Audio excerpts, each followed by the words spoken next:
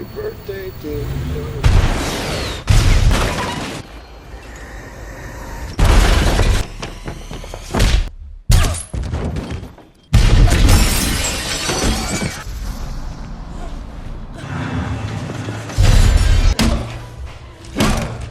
I have been way too soft.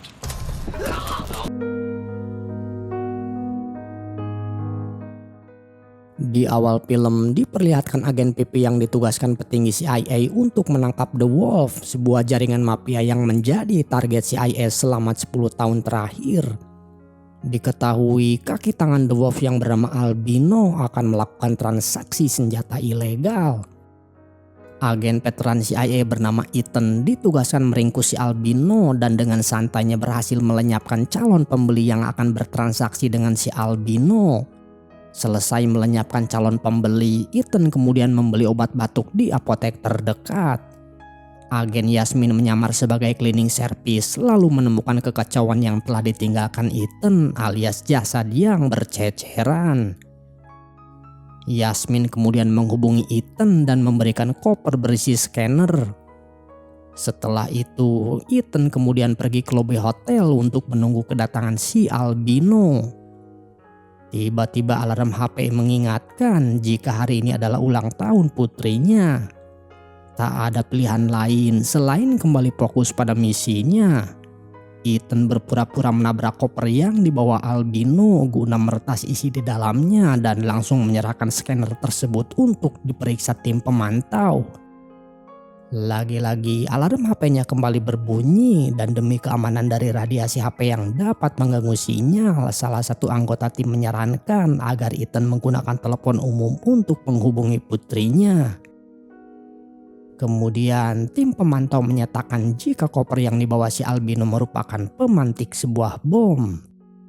Di dalam hotel, Albino berjalan menuju kamar pembeli. Sialnya harus berpapasan dan langsung menyadari jika Yasmin merupakan mata-mata CIA.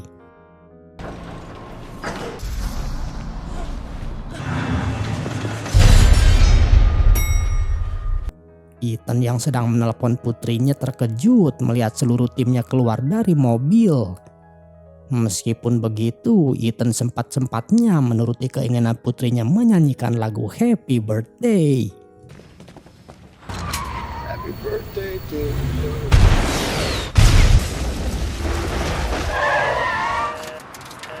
Saat Ethan akan memasuki pintu hotel, tiba-tiba Albino memberikan kejutan yang sangat indah dan mematikan.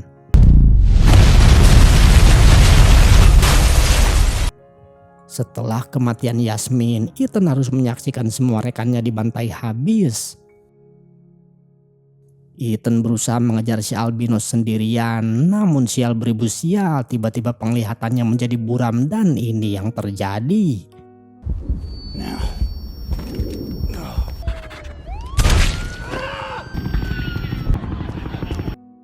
Beberapa jam kemudian, Ethan tersadar berada di rumah sakit. Dokter mengungkapkan Ethan terkena kanker otak yang menjalar ke paru-paru dan waktunya tak lama lagi, yang artinya harus berhenti dari pekerjaannya. Bahkan CIA mengucapkan rasa terima kasih sekaligus memberi dana pensiun. Tak ada pilihan lain, Ethan OTW pulang kampung ke Paris untuk kembali bersama keluarganya. Sesampainya di apartemen, Ethan terkejut dengan keadaan di sana di mana pria kulit hitam memperkenalkan Ethan pada seluruh anggota keluarganya. Ternyata Jules dan keluarganya merupakan penghuni liar yang ikut numpang di apartemen milik Ethan. Merasa terganggu dengan keberadaan mereka, Ethan pergi ke kantor polisi melaporkan situasi tersebut. Namun polisi justru menjelaskan tentang hukum Paris yang melarang pengusiran penghuni liar selama musim dingin. Ethan mengajak Jules berbicara empat mata. Awalnya Ethan mengusir paksa, namun setelah melihat putri Jules sedang hamil, Ethan mengurungkan niatnya setidaknya sampai bayinya lahir dan dirinya mengalah memilih nyari kosan. Di tempat kos, Ethan menonton video putrinya ketika masih kecil. Kemudian Ethan pergi memperhatikan mantan istrinya dari kejauhan, lalu menelepon dan menyampaikan ada beberapa dokumen penting yang harus diberikan karena dirinya akan segera pergi. Mendengar nada bicara yang serius, Tina si mantan istri akhirnya bersedia bertemu di kantor notaris. Si mantan istri sempat merasa aneh dengan kepulangannya yang tiba-tiba. Namun setelah membaca dokumen yang diserahkan oleh notaris, Ethan menceritakan jika kini waktunya tak banyak lagi. Tina lalu mengajak Ethan ke rumahnya dan mulai menceritakan putri mereka. Tina juga memberi kesempatan bagi Ethan untuk memperbaiki hubungan dengan putrinya, tapi Ethan harus benar-benar berhenti dari pekerjaannya sebagai agen CIA.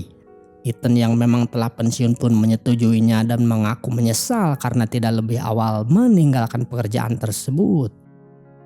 Setelah percakapan itu, Tina mengajaknya menjemput Joy di sekolah. Putri kecilnya kini telah tumbuh menjadi gadis remaja. Alright, how about I cook? You're on. Yeah, he's a senior. Is there something wrong with that? Ethan berusaha memahami perubahan itu dengan sikap yang canggung sambil diam-diam mengawasi keadaan sekitar, termasuk seorang anak laki-laki bernama Hugh yang tampak menyukai Joy.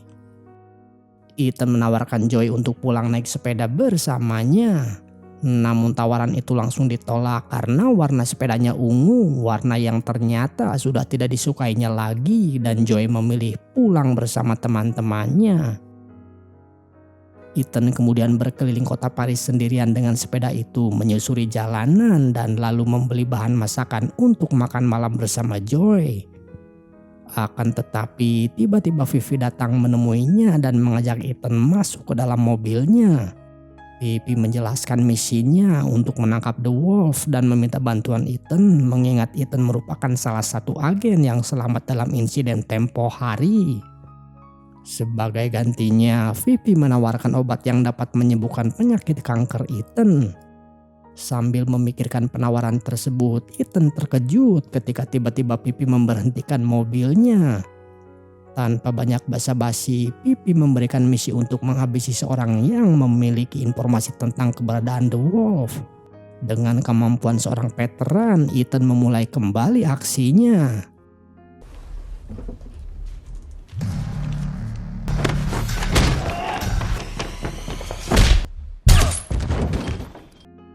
Pipi masuk untuk menyusul Ethan dan Pipi mulai kesal karena pria tersebut benar-benar tidak mengetahui informasi tentang The Wolf.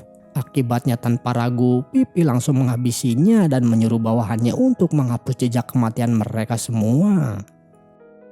Saat di dalam lift, Ethan meminta harga yang pantas untuk misinya karena Pipi belum menemukan target yang benar-benar mengetahui informasi tentang The Wolf, dan lalu Pipi juga menyuntikkan obat pada Ethan. Di tempat lainnya diperlihatkan si albino memberikan sebuah berkas berisi informasi tentang Ethan pada seorang pria bernama Sodikin. Ethan diantar pulang oleh Pipi meski sudah sangat terlambat menyiapkan makan malam sesuai janjinya. Ethan menjadi panik setelah mendengar suara teriakan putrinya. Ternyata Joey tidak kenapa-napa, hanya memiliki masalah pada rambutnya. Tak lama, Tina yang baru pulang menyalahkan Ethan karena tidak menepati janjinya pada Joy. Namun si Ethan berdalih jika keterlambatannya kali ini karena harus menemui dokter ahli yang mengobati penyakitnya. Mendengar penjelasan itu, Tina melunak dan memberinya kesempatan kedua untuk membuktikan bahwa Ethan masih bisa menjadi kepala keluarga yang dapat diandalkan. Oh, that mercury. No way. Do you need something to help you sleep? Setelah makan malam, Ethan yang tertidur di sofa ruang tamu tiba-tiba penyakitnya kambuh lagi. Sambil kesakitan, Ethan menghubungi Pipi yang langsung menyarankan agar meminum teh botol sosro untuk mengurangi rasa sakitnya. Dengan susah payah, Ethan berjalan ke dapur mencari minuman tersebut. Tina yang mendengar keributan di dapur segera mengecek dan menemukan Ethan dalam kondisi lebih tenang sambil membaca buku panduan dari Pipi. Keesokan harinya, sebelum berangkat ke London, Tina memberikan daftar tugas untuk Ethan agar menjaga Joy dengan baik. Saat Ethan menasihati putrinya soal penampilan, telepon dari Pipi mengganggu pembicaraan mereka. Ethan pun terpaksa berbohong kepada Joey tentang pekerjaannya selama ini. Ethan ingin mengantarkan Joey ke sekolah dengan sepedanya, namun Joey terang-terangan menolaknya meskipun langkah Ethan terhenti karena batuk-batuk. Tak lama Ethan dikejutkan dengan kedatangan Pipi. Ethan merasa jika obat yang diberikan padanya tidak terlalu berpengaruh dan Ethan ingin menyudahi misi menangkap The Wolf. Pipi merespon tidak ada obat yang instan dan dengan santai menyerahkan cek dalam jumlah fantastis sambil mengingatkan waktunya hanya tersisa 3 hari lagi. Senang dengan bayaran besar membuat Ethan kembali bersemangat menjalankan misinya memburu melalui perantara seorang pedagang mobil. Di sana Ethan bertemu 2 anak buah yang mengejek penampilannya.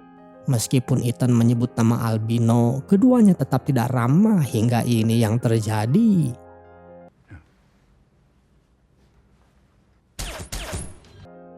Tak lama Mitat yang tiba di kantor disambut Ethan dengan bedil di tangan beserta kedua anak buahnya telah almarhum. Mitat sangat pasrah karena mengira Ethan adalah orang kiriman si albino.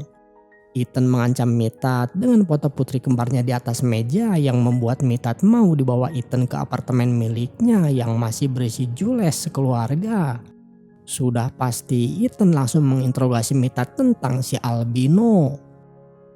Tiba-tiba Ethan mendapat kabar Joey terlibat masalah di sekolah. Meski begitu Ethan memilih memasukkan Mitat dalam bagasi mobilnya sedangkan dirinya bergegas menemui kepala sekolah.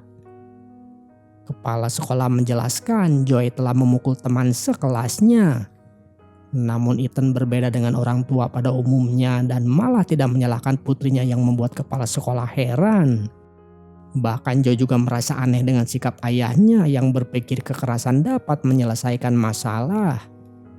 Selesai dengan urusan putrinya, Ethan kembali melanjutkan pekerjaannya. Kali ini Ethan menggunakan alat setrum. Lagi-lagi Joey menelepon, namun kali ini meminta maaf atas semua sikapnya yang tak ramah dan lalu mengajak untuk bermain di tempat favorit dahulu sepulang sekolah nanti. I have been way too soft. Setelah mendapat informasi dari Mitat, Ethan langsung bergegas ke lokasi targetnya. Namun setelah tiba di depan penjaga, lagi-lagi Joey menelepon yang membuat Ethan terpaksa melepaskan misinya demi menemani putri kesayangannya. Kinda? Yeah. Okay. Joey merasa khawatir karena ayahnya terlihat sakit, namun Ethan berdalih hanya alami penyakit biasa saja. Setelah seharian bersenang-senang, Joey pamit menginap di rumah teman yang katanya dari Rusia. Sedangkan Ethan pergi ke supermarket, namun tak berselang lama Sodikin orang suruhan si albino pun muncul dan lalu terjadilah.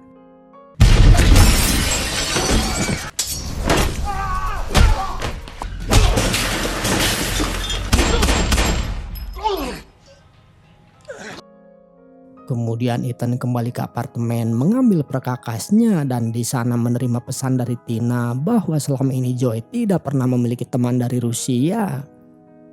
Mendapat informasi aneh itu, Ethan langsung memeriksa kamar putrinya dan menemukan sebuah informasi. Sesampainya di lokasi, Ethan hanya menemukan tasnya Joey di dalam mobil yang terparkir dan menemukan petunjuk baru di dalam tas putrinya. Mengetahui putrinya dalam bahaya, Ethan menerobos masuk ke rumah Mitat dan kedua putri kembarnya memberitahu lokasi pesta di kartu tersebut. Di sana Joey terlihat abok tarik lalu dibawa pergi oleh beberapa pria. Saat itu penyakit Ethan sempat kambuh lagi dan beruntung di meja bartender ada teh botol sosro. Setelah sedikit pencarian, akhirnya Ethan menemukan Joey di toilet yang sontak membuatnya jadi naik pitam.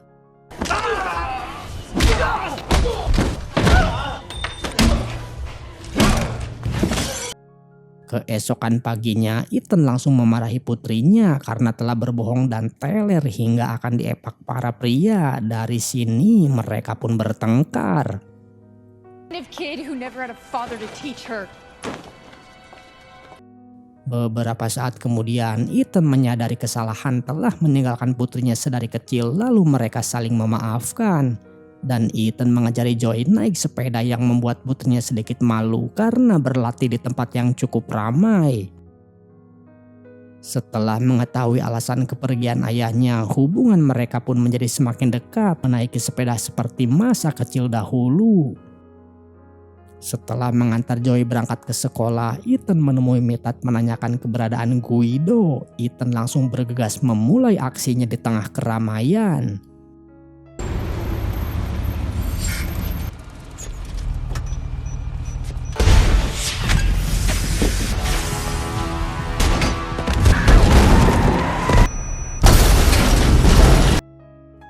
Setelah berhasil mendapatkan Guido, seperti biasa Ethan membawanya ke kamar mandi apartemen. Joy menelepon, kali ini menanyakan resep saus spaghetti. Dengan cepat, Ethan menyuruh si Guido yang merupakan asli Itali untuk menjelaskan resep saus terbaik pada putrinya. Setelah mendapat sebuah koper dari Guido, Ethan langsung memberikannya pada Pipi. Di sana Ethan kembali diberikan obat sekaligus diberikan setelan jas agar terlihat lebih baik. Setelah itu Ethan kembali ke apartemennya dan melihat anak perempuan Jules, Sumia, sedang persalinan. Jules mengatakan ini momen yang mereka tunggu-tunggu, kelahiran cucu yang diberi nama Ethan karena keluarga merasa Ethan adalah orang yang baik. Ethan juga menegaskan meskipun telah melahirkan, namun Jules dan keluarganya boleh tinggal di apartemennya selama mungkin. Kemudian Ethan makan sendirian di depan Menara Eiffel sambil merasa bersalah karena dulu tidak menyaksikan kelahiran Joy. Pulang larut malam dan memakaikan selimut pada Joy yang membuatnya terbangun, Ethan kemudian mengajari putrinya itu berdansa. Hingga Tina yang baru pulang dari London merasa terharu melihat putri semata wayangnya kini bahagia bersama ayahnya. Ethan menghabiskan malam bersama keluarganya hingga terbawa suasana dan terjadilah hubungan yang manja dengan Tina. Keesokan paginya, Tina yang terbangun terkejut ada Ethan bersamanya. Kemudian Joy masuk membawakan sarapan. Tina tak ingin berpisah lagi dengan Ethan dan Ethan berjanji tidak akan pergi meninggalkan mereka lagi.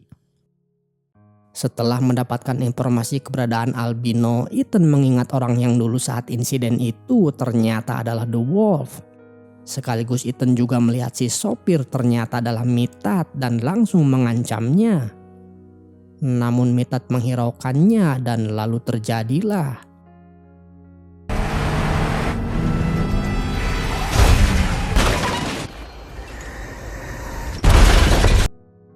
Meskipun begitu, Ethan tidak pernah menganggap Method sebagai musuh, sedangkan The Wolf kabur ke stasiun dan dikejar oleh Ethan. Namun penyakit Ethan kambuh lagi di waktu yang salah. Albino memanfaatkannya menyeret Ethan ke pinggir rel kereta dan terjadilah.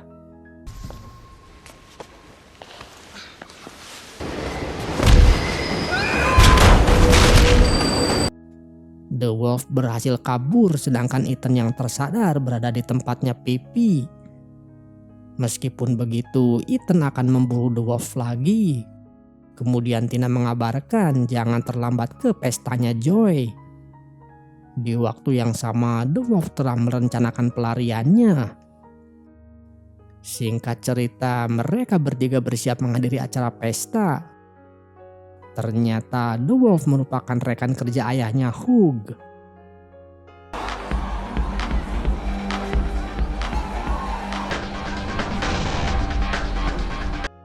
Tina mencurigai sikap aneh Ethan yang memicu terjadinya sedikit cekcok karena Ethan terlalu jujur. Sebagai agen veteran, Ethan mengarahkan Tina ke tempat yang aman sedangkan Joy sedang bersama Hugh. Kemudian inilah yang terjadi. Please, stay here. Kill him.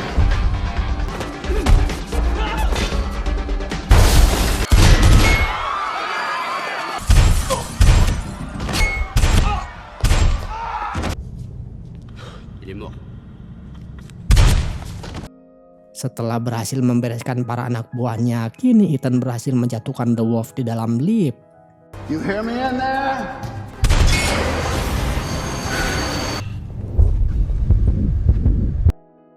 Namun edannya penyakit Ethan kembali kambuh lagi. Kali ini Pipi muncul dan menyuruh Ethan melakukan tugasnya. Lawaknya di sini, Ethan menolak menghabisi The Wolf karena benar-benar ingin pensiun. Tina yang diam-diam menyaksikan hal itu merasa tersentuh oleh keputusan mantan suaminya.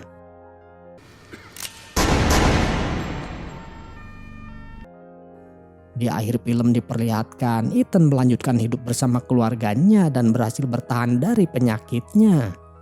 Saat Natal tiba, Ethan mendapat hadiah yang sangat diimpikannya, waktu lebih banyak bersama istri dan anaknya, dan film pun berakhir.